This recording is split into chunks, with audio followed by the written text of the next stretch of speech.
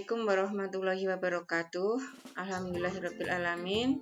Kita dipertemukan dalam kondisi sehat walafiat. Semoga kita selalu dalam lindungan Allah Subhanahu wa taala. Oke, kita bertemu dalam mata pelajaran Sejarah Kebudayaan Islam kelas 7 semester 1. Kompetensi dasar yang akan kita lalui yaitu menganalisis misi Nabi Muhammad SAW sebagai rahmat bagi seluruh alam semesta. Yang pertama kita bahas adalah kondisi masyarakat Arab pra-Islam. Yang dimaksud di sini adalah bagaimana masyarakat Arab sebelum Islam itu, yang terbagi dalam 4 poin. Kondisi masyarakat Arab pra-Islam.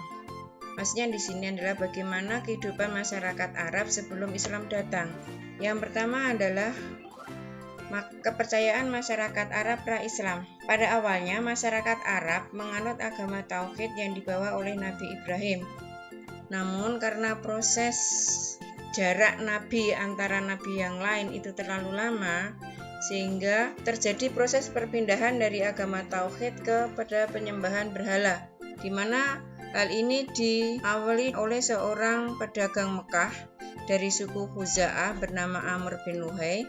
Dia saat berdagang ke negeri Syam melihat penduduk negeri Syam menggunakan berhala sebagai perantara Tuhan. Di sini Amr bin Luhai tertarik, kemudian memesan sebuah berhala yang sangat besar dari batu akik berwarna merah.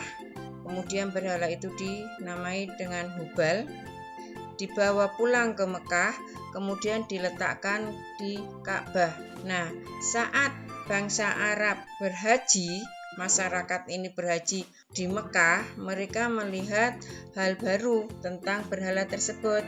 Amr bin Luhai kemudian memberikan contoh bagaimana cara menyembah berhala yang saat itu digunakan sebagai perantara doa kepada Tuhan. Namun dalam proses selanjutnya, berhala tidak dijadikan sebagai perantara kepada Tuhan, tapi dijadikan sebagai Tuhan. Selain itu, bangsa Arab ini juga beragama Yahudi, Nasrani, Majusi, dan Sabai. Kemudian yang kedua adalah kondisi sosial masyarakat Arab pra-Islam. Perlu kalian ketahui bangsa Arab pra-Islam ini sebenarnya dia sangat cerdas, mempunyai karakter yang baik. Di antaranya kuat ingatannya, maaf di sini adalah kuat hafalannya, kemudian ahli syair, pemberani, sabar, sederhana, ramah, sangat menghormati tamu, dan sangat mencintai sukunya. Sementara kebiasaan buruk bangsa Arab saat itu yaitu dia suka berperang, berjudi, minum khamar, mengubur bayi perempuan hidup-hidup. Yang dimaksud mengubur bayi perempuan hidup-hidup ini karena mereka malu anak perempuan ini dianggap sebagai pembawa kemiskinan. Mereka kaum perempuan tidak bisa diajak perang. Mereka akan sangat bangga apabila mempunyai keturunan laki-laki yang banyak karena mereka bisa diajak berperang dan berniaga ke beberapa wilayah. Yang ketiga adalah kondisi ekonomi masyarakat Arab pra-Islam.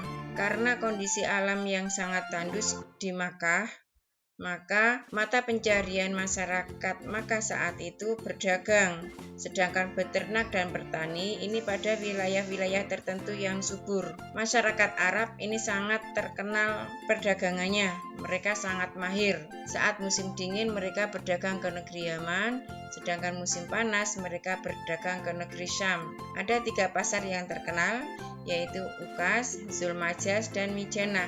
Fungsi pasar itu sendiri tidak hanya digunakan sebagai tempat berjual beli, tapi juga digunakan sebagai tempat pementasan syair. Nah, orang yang syairnya bagus, dia akan mendapatkan hadiah, bisa berupa uang, emas, atau bahkan perempuan. Nah, di sini kaum perempuan dianggap sebagai benda, bisa dibuat sebagai hadiah, entah itu anak, istri, atau ibu.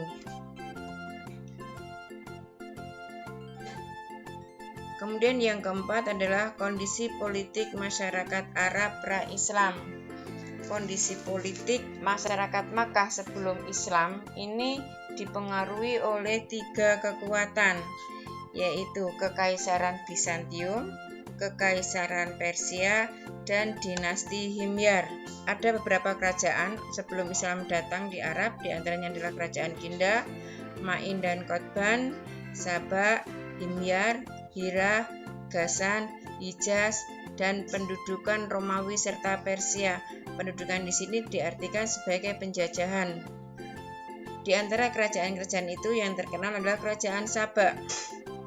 Kerajaan ini beribu kota di Ma'rab yang dipimpin oleh Ratu Bilqis. Kerajaan Saba sangat terkenal itu karena ada dua hal, yaitu kisah Ratu Bilqis dengan Nabi Sulaiman dan adanya bendungan besar yang bernama Ma'rab. Nanti bendungan ini akan ambrol sehingga terjadi banjir besar. Penduduk Saba akan mengungsi ke Yatsrib yang kita kenal sekarang dengan Madinah dan nanti akan menjadi penduduk Yatsrib kedua setelah suku Amalikoh. Akan kita bahas setelah dakwah Nabi Muhammad di Mekah. Dalam perkembangannya, nanti yang menguasai kota Makkah adalah suku Quraisy. Jadi awalnya Makkah ini dikuasai oleh suku Khuza'ah. Namun suku Khuza'ah kemudian kalah oleh suku Quraisy. Nah, setelah suku Quraisy menguasai Makkah, suku Quraisy ini kemudian mendirikan 10 departemen atau pemerintahan. Yang pertama adalah Al-Hijabah, ini khusus untuk menjaga kunci Ka'bah. Kemudian Asikoyah, ini penjaga mata air Zam-Zam. Yang ketiga adalah Diyat, kekuasaan hakim sipil dan kriminal. Yang keempat adalah Sifarah, kekuasaan usaha negara atau duta. Yang kelima adalah Liwa, itu jabatan ketentaraan. Keenam adalah Rifadah, mengurus pajak bagi fakir miskin.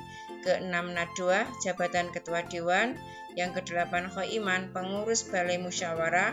Yang kesembilan adalah Hazinah, jabatan administrasi keuangan. Dan 10 adalah Azlim, penjaga panah peramal. Demikian materi pertemuan kali ini. Kita akan lanjutkan pada pekan depan dengan materi yang berbeda. Pertemuan kita akhiri dengan bacaan tahmid. Alhamdulillahirabbil alamin. Sekian, assalamualaikum warahmatullahi wabarakatuh.